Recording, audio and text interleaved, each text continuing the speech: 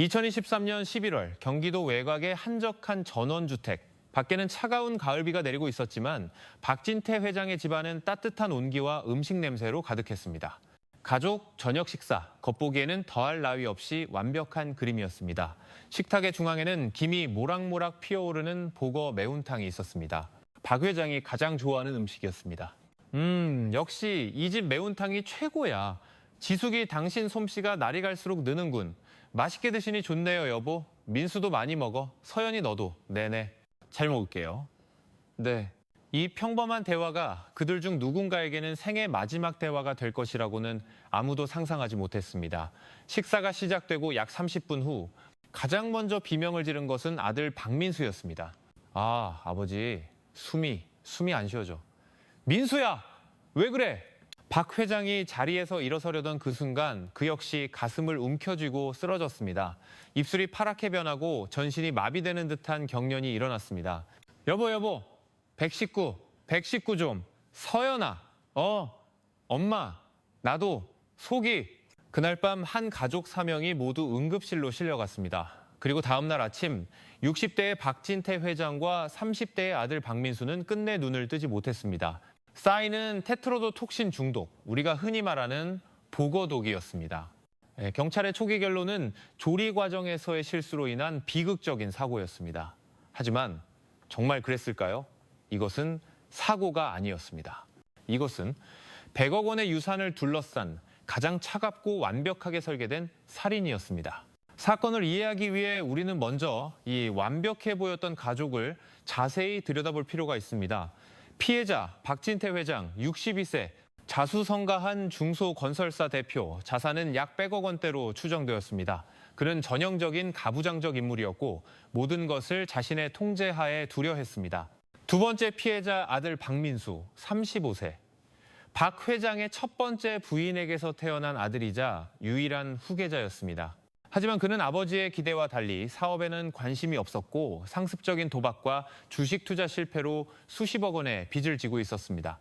그리고 생존자 아내 김지숙 45세, 박 회장의 두 번째 부인이자 전직 큐레이터.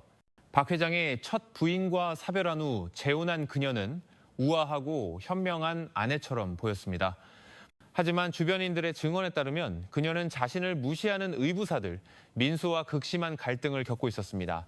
마지막 생존자, 딸 박서연, 28세, 역시 첫 번째 부인의 딸. 그녀는 조용하고 내성적이었으며 집안에서 거의 존재감이 없었습니다. 미술을 전공했지만 아버지의 반대로 꿈을 접었고 종종 오빠인 민수에게 무시당하거나 폭언을 듣는 대상이었습니다. 이 네 사람을 묶고 있던 것은 가족이라는 이름이었지만 그들을 갈라놓고 있던 것은 돈이었습니다. 사건 발생 한 달 전 박 회장은 새로운 유언장을 작성했습니다. 전 재산의 70%는 아들 박민수에게, 20%는 아내 김지숙에게, 그리고 10%는 딸 박서연에게 상속한다. 아들 민수는 자신의 몫이 빚을 갚기에 턱없이 부족하다며 불만을 터뜨렸습니다. 아내 지숙은 자신이 헌신한 세월에 비해 몫이 적다고 분노했습니다. 그리고 딸 서연은 이번에도 역시 철저히 배제되었습니다. 100억 원이라는 거대한 돈 앞에서 가족의 정은 이미 독처럼 번져나가고 있었습니다. 김지숙 씨, 조리 과정을 다시 한번 자세히 말씀해 주시죠. 보고는 어디서 구했습니까? 남편이. 어제 갑자기 보고 매운탕이 먹고 싶다고 해서 늘 가던 시장 단골 생선 가게에서 샀어요, 제가. 제가 직접 손질한 건 아니에요. 거기서 다 해줬어요. 단골 가게라고요? 가게 이름이? 네, 충남수산이라고. 경찰은 즉시 충남수산의 주인을 찾아갔습니다. 50대 후반의 주인은 그날을 정확히 기억하고 있었습니다. 아, 그 사모님 기억나죠? 그날따라 이상한 걸 찾으시더라고. 이상한 거라뇨? 아니 글쎄 보고 매운탕 거리를 달라시면서 용담복이라는 걸 따로 찾으시더라고요. 용담복이요? 네. 그거 독이 엄청 세서 우리 같은 전문가는 잘 취급도 안 해요. 사고 날까 봐. 그래서 제가 그냥 안전한 까치복으로 드린다고, 이건 위험하다고 몇 번을 말렸는데도 기억 후 그걸 달라고 고집을 부리시더라고요.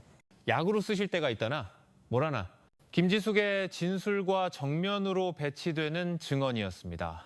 단골 가게라는 말과 달리 김지숙은 그 가게에 겨우 3번째 방문한 손님이었습니다. 최 반장은 불길한 예감을 느꼈습니다. 이것은 단순 사고가 아닐 수도 있다는. 국가수의 부검 결과는 더 큰 의문점을 제시했습니다. 이상합니다. 최 반장님, 사망자 임명과 생존자 임명의 체내 독소 농도 차이가 너무 큽니다. 무슨 뜻입니까? 사망한 박 회장과 박민수의 위에서 검출된 테트로도톡신 농도는 치사량을 훨씬 웃돕니다. 이건 뭐 그냥 독을 마신 수준이에요. 하지만 생존한 김지숙 씨와 박서연 씨의 혈액에선 독소가 검출되긴 했지만 아주 미미한 수준입니다. 응급실에 실려갈 정도는 맞지만 생명에는 전혀 지장이 없는 양이죠. 최 반장의 머릿속이 복잡해졌습니다. 만약 같은 냄비에 든 매운탕을 나눠 먹었다면 독소 농도가 이렇게까지 극단적으로 차이 날 수 없습니다. 누군가가 의도적으로 두 사람의 그릇에만 치명적인 양의 독을 추가로 넣었다는 결론 외에는 설명이 불가능했습니다. 경찰의 수색은 집안 전체로 확대되었습니다. 그리고 결정적인 증거가 가장 예상치 못한 곳에서 발견되었습니다. 반장님, 이쪽입니다. 증거가 나온 곳은 본체와 떨어진 작은 별채. 딸 박서연이 개인 작업실로 사용하는 창고였습니다. 창고 뒤편 화단흙 속에 묻혀있던 작은 유리병. 병의 라벨에는 이렇게 적혀 있었습니다. 테트로도톡신 연구용. 병은 거의 비어 있었습니다. 모든 증거가 한 사람을 가리키고 있었습니다. 집안의 유령 같던 존재, 딸 박서연. 박서연 씨, 이게 당신 작업실 뒤에서 나왔습니다. 설명해 보시죠. 서연은 테이블 위의 병을 한참 동안 바라보았습니다. 그녀의 눈에는 더 이상 공포나 슬픔이 없었습니다. 오히려 모든 것을 내려놓은 듯한 차가운 평온함이 감돌았습니다. 제가 샀어요. 이게 뭔지 압니까? 보고독, 원액이요. 인터넷으로 샀어요. 미술 재료 산다고 하고. 왜 그랬습니까? 당신 아버지와 오빠를. 왜? 서연은 천천히 고개를 들었습니다. 그녀의 목소리는 분노로 떨리고 있었습니다. 왜냐고요? 그 두 사람이. 내 인생을 망쳤으니까요, 아버지는. 평생 나를 투명인간 취급했어요. 내가 그림 그리는 걸 쓸모없는 짓이라고 했죠. 오빠라는 인간은. 내 돈을 훔치고 내 그림을 찍고 나를 병신이라고 불렀어요. 이 집에서 나는 가구가 아니라 벌레만도 못했어요. 그녀의 진술은 충격적이었습니다. 수년간 이어진 언어적, 정서적 학대. 그녀는 아버지가 죽어야만 그리고 오빠가 사라져야만 자신의 삶이 시작될 수 있다고 믿었습니다. 그날 엄마가 보고 매운탕을 끓인다고 하더군요. 하늘이 준 기회라고 생각했어요. 그래서 당신이 직접 독을 넣은 겁니까? 그녀의 계획은 치밀했습니다. 그녀는 새어머니 김지숙이 주방에서 잠시 자리를 비운 사이 아무도 보지 않는 틈을 타 작업실에서 가져온 독극물 원액을 아버지와 오빠의 국그릇에만 정확하게 투여했습니다. 그리고 내 그릇과 엄마 그릇에는 아주 조금만 넣었어요. 사고처럼 보여야 하니까. 자신과 새어머니는 병원에 실려가지만 목숨은 건질 수 있는 완벽한 시나리오. 모든 죄는 부주의하게 보고를 조리한 새어머니에게 돌아갈 것이고 자신은 피해자이자 동시에 100억 원의 유일한 상속자가 되는 것이었습니다.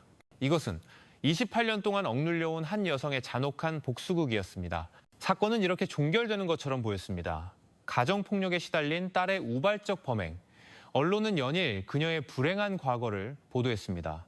하지만 최 반장은 무언가 석연치 않음을 느꼈습니다. 퍼즐의 마지막 한 조각이 맞지 않았습니다. 이상하잖아. 박서연이가 독극물 원액을 이미 준비했다면 새어머니 김지숙은 왜 굳이 그 위험한 용단복을 사려고 그 난리를 친 거지? 그냥 평범한 보거를 사서 끓였어도 박서연의 계획은 성공했을 텐데 두 사람 행동은 마치 서로 다른 계획이 충돌하는 것처럼 보였습니다. 아니면 최 반장의 머릿속에 끔찍한 가설이 하나 떠올랐습니다. 만약 두 사람이 처음부터 함께였다면? 최 반장은 김지숙과 박서연을 분리신문하며 이 가설을 집요하게 파고들었습니다. 그리고 마침내 김지숙의 입에서 진실이 터져나왔습니다. 그날 박서연이 인터넷으로 주문한 독극물 병을 들고 망설이고 있을 때 새어머니 김지숙이 조용히 작업실로 들어왔습니다. 그게 뭐니? 서연아? 아니에요 엄마. 그냥 보고독 맞지? 인터넷에서 봤어. 연구용으로 판다는 거. 서연은 그 자리에서 무너져 내렸습니다. 울면서 자신의 계획을 모두 털어놓았습니다. 이제 모든 것이 끝났다고 생각했습니다. 하지만 김지숙의 반응은 예상과 달랐습니다. 서연아, 네 계획은 너무 허술해. 엄마? 그렇게 원액을 그릇에만 넣으면 부검하면 바로 티가 나. 독소 농도가 다를 테니까 넌 감옥에 가고 나는 평생 그 인간 빚이나 갚으며 살게 되겠지. 김지숙은 서연의 복수를 기회로 보았습니다. 자신을 무시하던 남편과 의부사들을 동시에 제거하고 박서연을 유일한 상속자로 만든 뒤 정신적으로 미약한 서연의 재산을 자신이 관리할 완벽한 기회였습니다. 내가 도와줄게. 두 여자의 완벽한 범죄가 설계되기 시작했습니다. 계획은 이랬습니다. 첫째, 김지숙이 일부러 위험한 용단복을 구매해 매운탕을 끓인다. 이것은 조리사고라는 알리바이를 만들기 위한 1차 장치였습니다. 둘째, 박서연이 이 사고를 가장한 냄비에 확실한 죽음을 위해 아버지와 아들의 그릇에만 독국물 원액을 추가로 투여한다. 셋째, 두 사람은 독성이 약하게 조리된 국물만 조금 먹고 피해자로서 병원에 실려간다. 서연의 동기는 복수였지만 지숙의 동기는 탐욕이었습니다. 두 사람은 서로 다른 이유로 같은 배를 탔습니다. 법정은 경악에 휩싸였습니다. 이것은 단순한 살인사건이 아니라 가장 가까운 가족 두 사람이 공모한 백억 원짜리 완전 범죄 시도였습니다. 박서연은 법정에서 울부짖었습니다. 자신은 새어머니에게 이용당했을 뿐이라고. 하지만 김지숙은 끝까지 차가운 표정을 유지했습니다. 저는 서연이가 그런 끔찍한 생각을 하는지 몰랐습니다. 저는 그저 남편이 좋아하는 음식을 끓여줬을 뿐입니다. 용단복을 산 건 그게 더 맛있다는 상인의 말에 속았을 뿐입니다. 하지만 증거는 명백했습니다. 두 사람이 범행 전날 함께 독극물 관련 정보를 검색한 기록, 그리고 서연의 작업실에서 나온 김지숙의 지문. 결국 법원은 두 사람의 공모 관계를 인정했습니다. 재판부는 박서연에게 존속 살해 혐의로 징역 30년을, 새어머니 김지숙에게는 살인 공모 및 방조 혐의로 징역 25년을 선고했습니다. 100억 원의 유산은 어떻게 되었을까요? 민법상 고의로 직계존속이나 피상속인을 살해한 자는 상속 자격을 박탈당합니다. 박서연과 김지숙은 단 한 푼도 받지 못했습니다.